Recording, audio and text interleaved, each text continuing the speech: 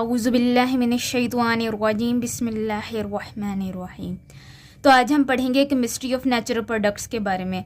वो ऐसे natural products के केमिकल रिएक्शंस और उनकी सिंथेसिस के बारे में पढ़ेंगे जो हम लिविंग ऑर्गेनिज्म से लेते हैं, यानी कि वो प्रोडक्ट्स जो हम लिविंग ऑर्गेनिज्म से लेते हैं।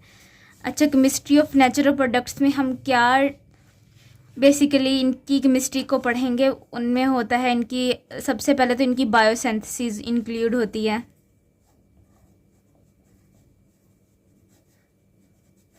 बायोसिंथेसिस, ठीक है। उसके बाद क्या होता है, बायोसिंथेसिस के बाद होता है एक्सट्रैक्शन। यानी कि जो लिविंग ऑर्गेनिज्म होता है उससे हम कैसे एक्सट्रैक्ट करेंगे। और उसके बाद होता है आइडेंटिफिकेशन।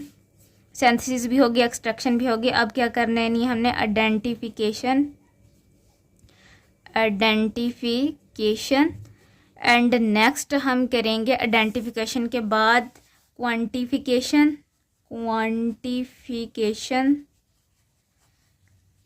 Next is structural इल्यूसिडेशन।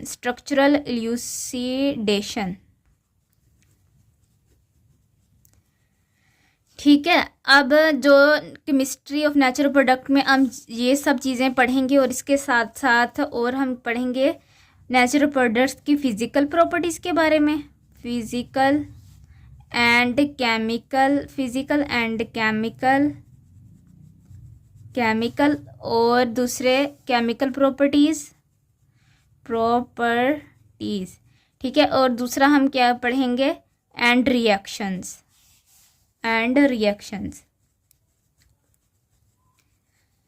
तो ये बेसिकली उन्होंने बताया हुआ है कि जो केमिस्ट्री ऑफ नेचुरल प्रोडक्ट होगी, यानी कि जो नेचुरल प्रोडक्ट को हम डिस्कस करेंगे उसमें हम पहले ये देखेंगे कि वो उनकी बायोसिंथेसिस कैसे होगी, extraction, identification, quantification, structural elucidation, physical and chemical properties and reaction. तो इस तरह से हम इसकी नेचुरल प्रोडक्ट की केमिस्ट्री में हम ये सब चीज़ें पढ़ेंगे, ठीक है। और अब ये जो अब बेसिकली बात ये आती है कि ये नेचुरल प्रोडक्ट क्या होता है हमारे पास, उसको देख लेते हैं कि केमिस्ट्री ऑफ नेचुरल प्रोडक्ट तो हम पढ़ रहे हैं तो हमें ये तो पता होना चाहिए ना कि नेचुरल प्रोडक्ट क्या होता है।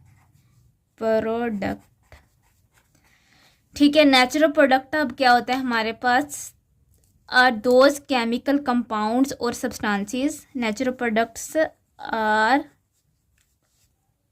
दोज केमिकल, देखो केमिकल्स है ना, केमिकल कंपाउंड और सब्सटेंसेस that are isolated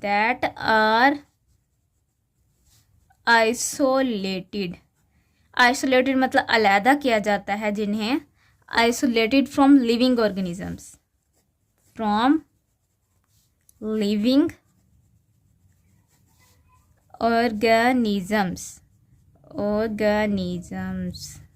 ठीक है। नेचुरल प्रोडक्ट क्या होता है, ऐसे केमिकल कंपाउंड्स होते हैं या ऐसे सब्सटेंसेस होते हैं जिन्हें अलहदा किया जाता है। किधर से अलहदा किया जाता है, लिविंग ऑर्गेनिज्म से, ठीक है। यानी कि ये जो नेचुरल प्रोडक्ट होते हैं वो हमें कहाँ से मिलते हैं, लिविंग ऑर्गेनिज्म से। तो और इसकी जो हमें जैसे कि कौन से लिविंग ऑर्गेनिज्म, वो कह रहे हैं कि जैसे लाइक हमारे पास प्लांट्स हो गए, एनिमल्स हो गए, और क्या चीज़ें होती हैं, फंजाई जिससे हम नेचुरल प्रोडक्ट्स ले सकते हैं, बैक्टीरिया। तो इन सब चीज़ों से हम नेचुरल प्रोडक्ट्स को ले सकते हैं, ठीक है, आइसोलेट कर सकते हैं। अब यहाँ पे नेचुरल प्रोडक्ट्स की प्रोड्यूस को कैसे करेंगे, यानी कि इनकी प्रोडक्शन के बारे में देख लेते हैं कि ये प्रोडक्शन, ठीक है। तो यहाँ पे जो हमारे पास नेचुरल प्रोडक्ट की प्रोडक्शन होगी, they are produced they are produced by primary और secondary metabolism. They are produced by primary और सेकेंडरी मेटाबॉलिज्म। ठीक है, ये किस चीज़ से प्रोड्यूस होते हैं? प्राइमरी और सेकेंडरी मेटाबॉलिज्म से। ठीक है, अब हमें हमने केमिस्ट्री ऑफ नेचुरल प्रोडक्ट को पढ़ना है, तो उसमें हमें ये पता होना चाहिए कि नेचुरल प्रोडक्ट क्या होते हैं। वो हमें पता चल गया कि हम लिविंग ऑर्गेनिज्म से लेते हैं। अब वो कह रहे हैं कि जो नेचुरल प्रोडक्ट होते हैं इनकी प्रोडक्शन कैसे होती है, यानी कि ये कैसे प्रोड्यूस होते हैं। ये प्राइमरी और सेकेंडरी मेटाबॉलिज्म से प्रोड्यूस होते हैं लिविंग ऑर्गेनिजम्स में, यानी कि एक जानदार के अंदर प्राइमरी और सेकेंडरी मेटाबॉलिज्म हो रहा होता है, जिससे हमें नेचुरल प्रोडक्ट्स मिलते हैं। ठीक है, और अब ये तो बात होगी कि नेचुरल प्रोडक्ट्स पता चल गया। अब यहाँ पे ये टर्म यूज हुई है metabolism. What is metabolism? Metabolism, ठीक है, ये तो हमें पता है। ये सब कुछ कहाँ पे हो रहा है? लिविंग ऑर्गेनिज्म में, एक जानदार चीज़ में ये सब कुछ हो रहा होता है। ठीक है, अब मेटाबॉलिज्म जो है, हम उसकी अगर डेफिनेशन देखें तो catalysed by metabolism is defined as metabolism जो होगा वो series of enzymes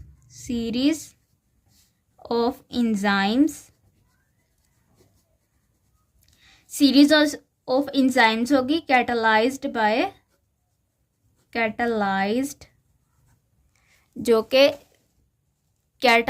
series of enzyme होगी जो कि कैटलाइज्ड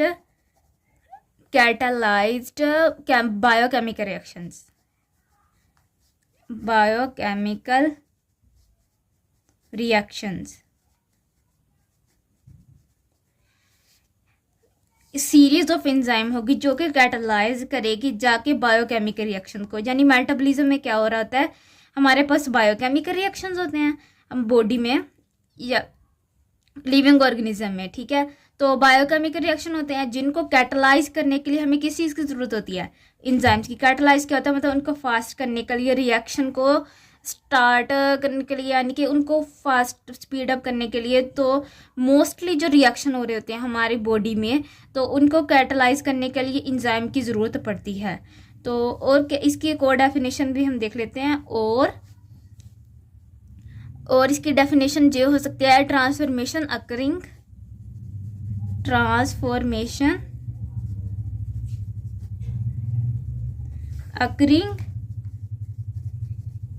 यानी कि ऐसी ट्रांसफॉर्मेशन जो कहाँ पे अकर हो रही होती हैं, यानी कहाँ पे हो रही होती हैं? Transformation occurring within the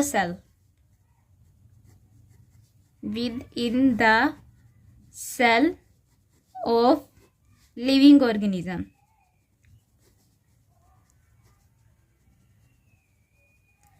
ठीक है, लिविंग ऑर्गेनिज्म में which are mainly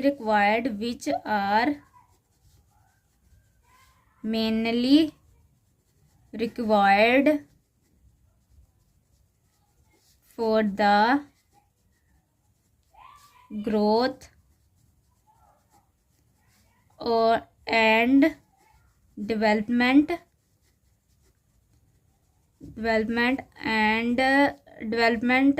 of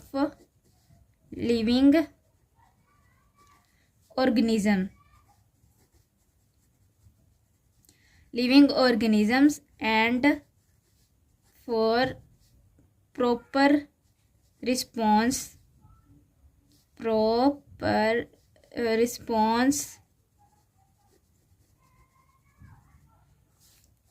to its environment। ठीक है, अब हमें इसकी डेफिनेशन को देखना है कि इसकी डेफिनेशन में बेसिकली वो क्या रहे हैं।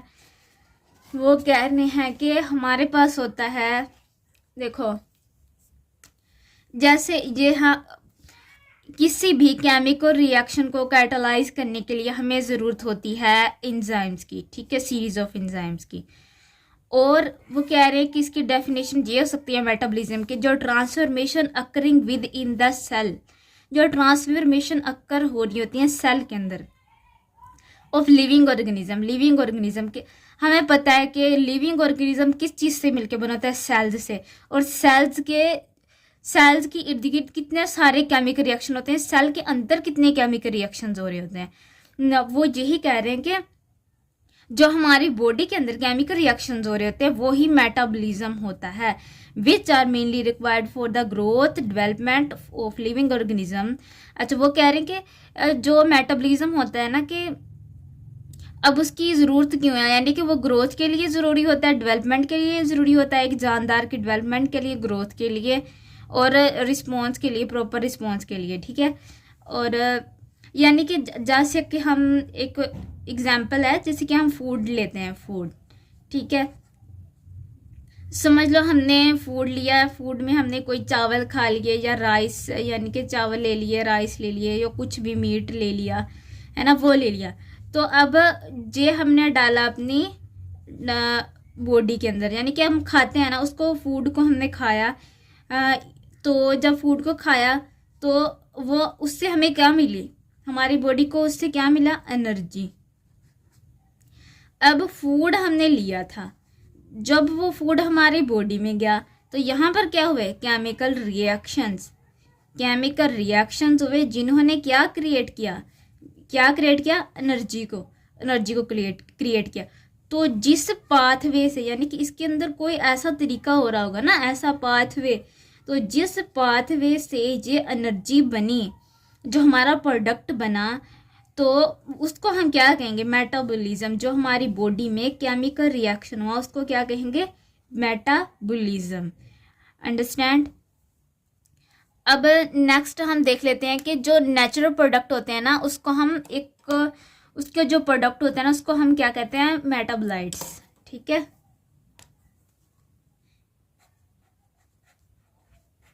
मेटाबोलाइट्स।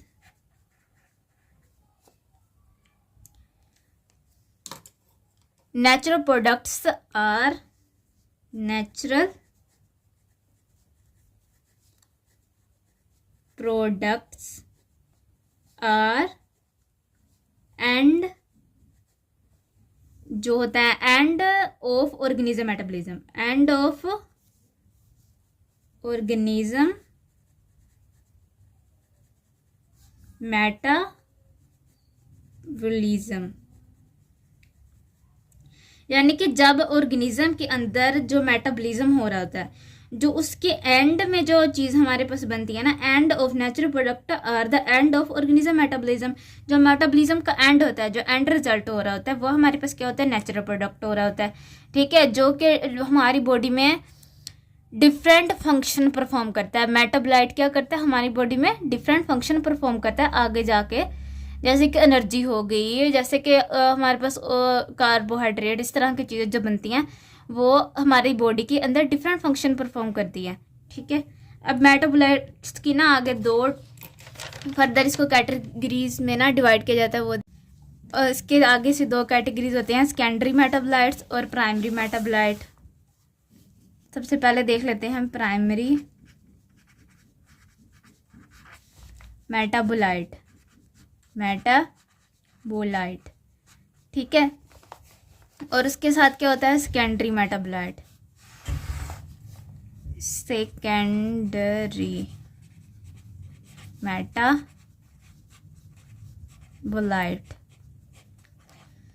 प्राइमरी मेटाबोलाइट एंड ये एम है, प्राइमरी मेटाबोलाइट और सेकेंडरी मेटाबोलाइट है, ठीक है।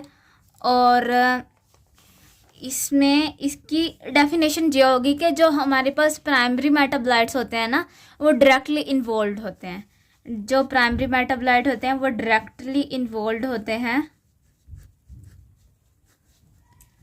Directly involve in normal growth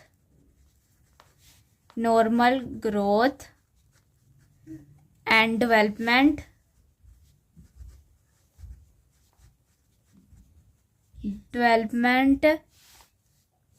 and reproduction.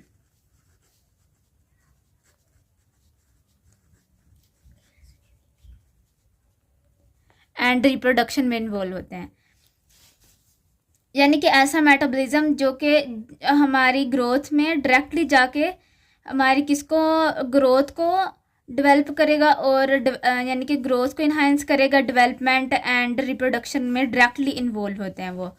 और जो होता है ना, इसकी एग्जांपल्स कौन सी होती हैं, जैसे कि हमारे पास हो गया कार्बोहाइड्रेट्स, प्रोटीन,